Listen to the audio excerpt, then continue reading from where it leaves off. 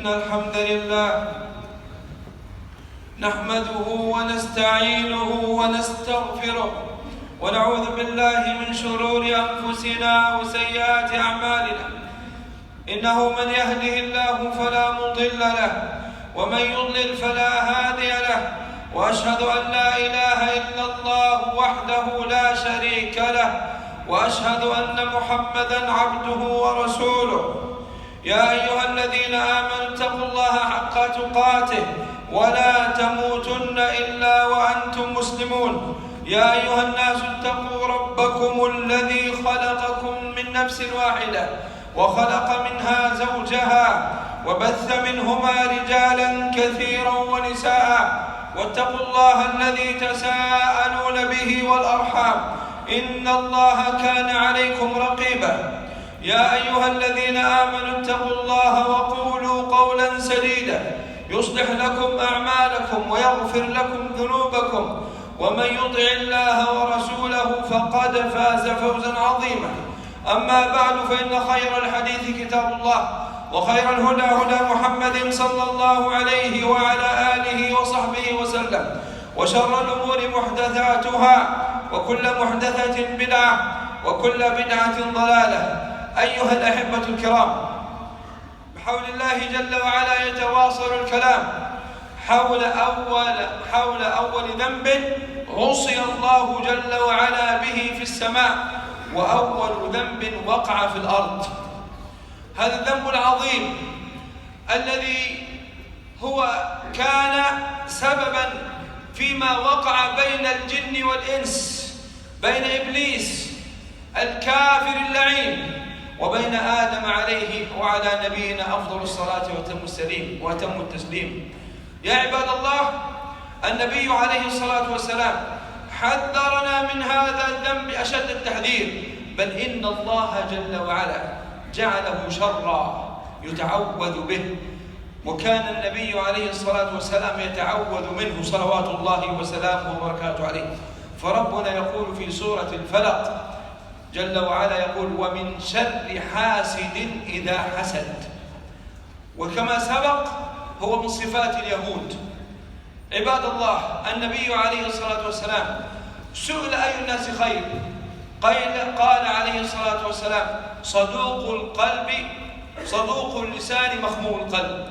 قالوا الصحابة: صدوق اللسان عرفناه، فما مخموم القلب؟ قال عليه الصلاة والسلام: التقي النقي. ثم ذكر عليه الصلاة والسلام أنه ليس في قلبه غل ولا حسد. هذا هو الخير يا عباد الله. ونبينا صلوات الله وسلامه وبركاته عليه صح عنه أنه قال: ما يزال الناس بخير ما لم يتحاسدوا. إذن الحسد شر يتعوذ الإنسان منه، وهو صفة مذمومة خبيثة، وبسببه وقع كثير من الشر بل والقطيعة، ولا حول ولا قوة إلا بالله العلي العظيم. عباد الله، كيف الخلاص من هذا؟ وكيف أنجو من حسد الحاسدين؟ هذا هو المقصود في هذا الكلام أيها المسلمون. أول شيء ينجيك بحول الله جل وعلا وقوته هو توكلك على الله وثقتك به سبحانه. فربنا جل وعلا يقول جل وعلا: ومن يتق الله يجعل له مخرجا ومن يتوكل على الله فهو حسبه، أي كافيه. ومن يتوكل على الله فهو حسبه، أي كافيه. ثم تقوى الله بعد ذلك. تقوى الله لماذا؟ لأن المعاصي تجعل الأشرار يتمكنون منك، لأنك إذا عصيت الله جل وعلا بعدت عنه، وكذلك ترتب على ذلك أن الله جل وعلا لا ينجيك، لأنك كنت مبتعدا عن طاعته، مبتعدا عن الخير الذي أمرك به، فوقعت في المهالك، فتسببت في دخول الأشرار إليك بسبب ذنوبك. فما وقع أمر إلا بذنب، فما وقع شر إلا بذنب، وما رفع إلا بتوبة. فلا بد أن ينظر الإنسان إلى نفسه، ما هي الأسباب التي تنجيني من أذية الآخرين. هذا السبب الثاني، تقوى الله جل وعلا والبعد عن معصيته. من أعظم الأسباب يا عباد الله البعد عن عداوات الأقارب والإحسان إليهم، لأن كثيرا ما يقع الحسد بين الأقارب والجيران، وإلا فالأباعد لا يعرفون عن بعضهم كثيرا من الأمور. ولذلك النبي عليه الصلاة والسلام ماذا قال؟ قال عليه الصلاة والسلام: أفضل الصدقة، انتبه، الصدقة على ذي الرحم الكاشح، يعني أفضل ما تتقرب به من الصدقات إلى الله أن تؤتي أقاربك الذين هم من أقرب الناس إليك، أن تحسن إليهم ولو بالصدقة، بصلة الأرحام، بالمودة، بالهدية، بكل ما يرفع الضغائن والأحقاد. فهذا مما أمر به الشرع وحث عليه نبينا عليه الصلاة والسلام.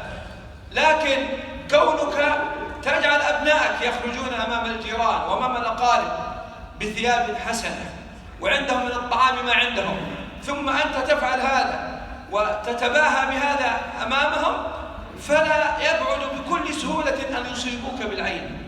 فماذا عليك إلا أن تفعل كما ذكر النبي عليه الصلاة والسلام: أفضل الصدقة الصدقة على ذي الرحم الكاشح، أي الذي يبغضك ويكرهك. ومن أعظم أسباب الوقاية يا عباد الله من الحسد كذلك ما جاء في الأثر الذي ينسب إلى عمر، وقد يصح لكن معناه صحيح وليس بحديث ثابت عن نبينا عليه الصلاة والسلام: استعينوا على قضاء حوائجكم بالكتمان فإن كل ذي نعمة محسود. وهذا ليس من كلام النبي صلى الله عليه وسلم. والإنسان يكون بصيرا على نفسه، وعليه أن يتجنب ما يؤثر ويثير مشاعر الآخرين. من أعظم الأسباب من الوقاية من الحسد أيها الأحبة الكرام ذكر الله جل وعلا والتعوذ بالتعوذات الشرعية، التعوذ بالتعوذات الشرعية، ومن أعظمها سورة الفلق والإخلاص والناس. فالنبي عليه الصلاة والسلام قال: ما تعوذ متعوذ بمثلهما، ما تعوذ متعوذ بمثلهما صلوات الله وسلامه وبركاته عليه. فتقرأ الإخلاص والمعوذتين في الصباح والمساء وفي أدبار الصلوات، تفعل ذلك، فهذا من أعظم أسباب الوقاية. ومن أعظم أسباب الوقاية كذلك أيها الأحبة الكرام من هذه الأشرار التي ينبغي علينا إن كان في أحدنا شيء من هذا أن يبرك عند رؤية ما يعجبه، حتى إذا أعجب بنفسه، حتى إذا أعجب بولده، حتى إذا أعجب بأمتعته ودوابه، فعليه أن يبرك. فالنبي عليه الصلاة والسلام جاءه بنو سهل بن حنيف رضي الله عنه وارضاه، وأخبروه أن سهلا، وكان رضي الله عنه جميلا ذو جلد حسن، فرآه عامر بن ربيعة وهو يغتسل وهو مستتر لكن رأى جلده، فقال: ما رأيت اليوم جلد مثل جلد مخبأة.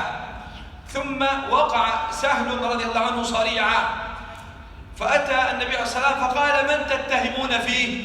فاتهموا فيه عامر بن ربيعة. فالنبي عليه الصلاة والسلام أغلظ عليه القول وأنكر عليه إنكارا شديدا، وقال: على ماذا يقتل أحدكم صاحبه؟ إذا رأى أحدكم ذلك فليبرك. ثم أمر النبي عليه الصلاة والسلام عامر بن ربيعة أن يغتسل لسهل بن حنيف رضي الله عنه وارضاه. وحدث ما حدث، واغتسل عامر بن ربيعة مستجيبا لأمر النبي عليه الصلاة والسلام، فتعافى الله جل وعلا هذا الصحابي وقام كأنما نشط من عقال.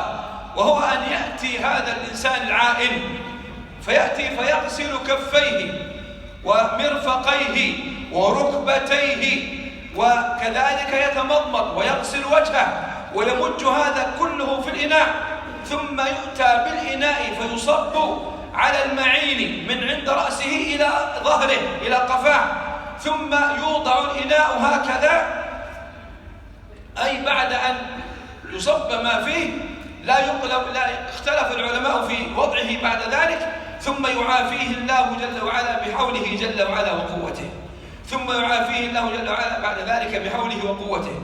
وذهب العلماء عباد الله إلى أن من رأى من نفسه شيئا من ذلك وطلب منه الاغتسال فواجب عليه أن يغتسل لصاحبه، واجب فريضة، حتى من باب الاحتياط، حتى من باب دفع الشر والوهم، ولا يؤذي أحدكم أحدا ولا يؤذي بعضنا بعضا. عباد الله، أقول قولي هذا وأستغفر الله لي ولكم.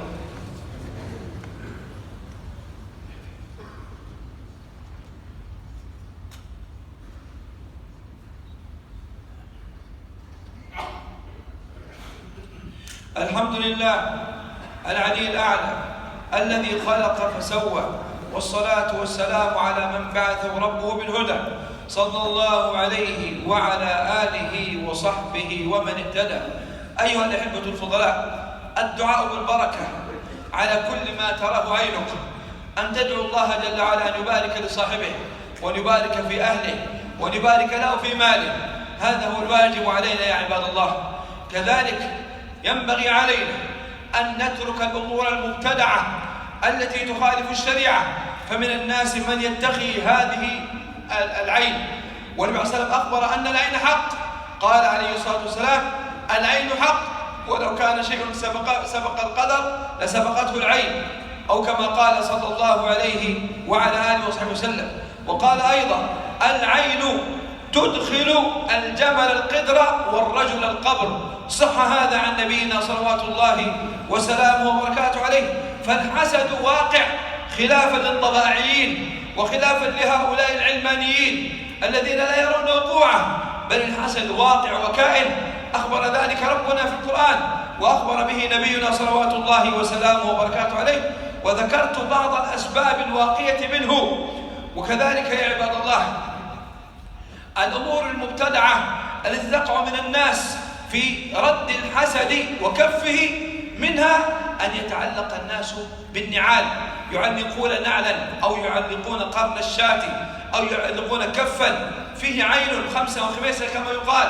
كل هذا من البدع المنكرة والوسائل البدعية الشركية، فلا تجوز أبدا. ومن الناس من يفعل ما هو أنكر من ذلك، فيأتي بالبخور، يأتي بالبخور ويضع فيه بعض المواد لينظر هل كان الحاسد ذكرا أو أنثى، وهذا عياذا بالله من أعمال الجاهلية، هو من الشرك، ولا حول ولا قوة إلا بالله. أو يتعلق بعض الناس بأحجبة وتمائم يضعون فيها بعض الأمور، أو حتى ولو علقوا فيها آيات من القرآن، فإن ذلك كله من البدع المنكرة. ونبينا عليه الصلاة والسلام يقول: من تعلق تميمة فقد أشرك، ويقول عليه الصلاة والسلام: من تعلق شيء وكل إليه، ويقول عليه الصلاة والسلام: من تعلق تميمة فلا أتم الله له.